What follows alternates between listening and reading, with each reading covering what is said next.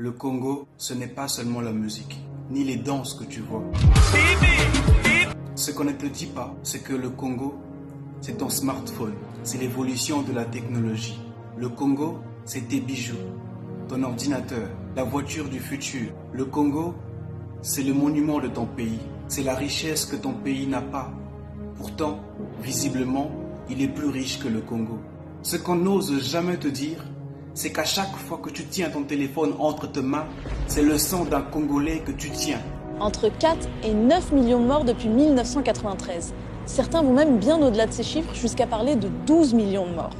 Un génocide incontestable selon l'ONU et pourtant un génocide dont certains n'ont probablement jamais entendu parler. Derrière ton jeu vidéo, derrière toute avancée technologique, se cache une guerre. Une guerre nourrie par les multinationaux, les politiques, les scientifiques, les accros à la robotique. À l'est du Congo, le sang coule comme un robinet ouvert durant des années. Parents et enfants courent ça et là, fuyant des tonnerres de bombes. Les filles violées sans état d'âme, les femmes enceintes et éventrées sous les regards impuissants de leur mari. Un enfant de moins de 5 ans qui assiste à la décapitation de son père. Peut-être même qu'il n'y échappera pas non plus. Ne me tue pas, ne me tue pas, pardon. Laisse mon père en vie. Ne me viole pas, ne me viole pas. S'il te plaît, ne touche pas ma mère. Vous entendez ce cri? C'est les conséquences du silence que nous gardons.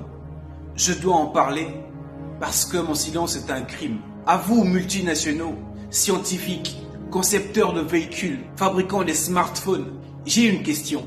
Est-il possible d'exploiter nos richesses sans nous violer? C'est possible d'imposer la paix à tous ceux qui vous vendent clandestinement nos cobalts, nos diamants, nos manganèses, nos coltans? Est-il possible? À nous, peuple africain. Le Congo est le cœur de notre continent.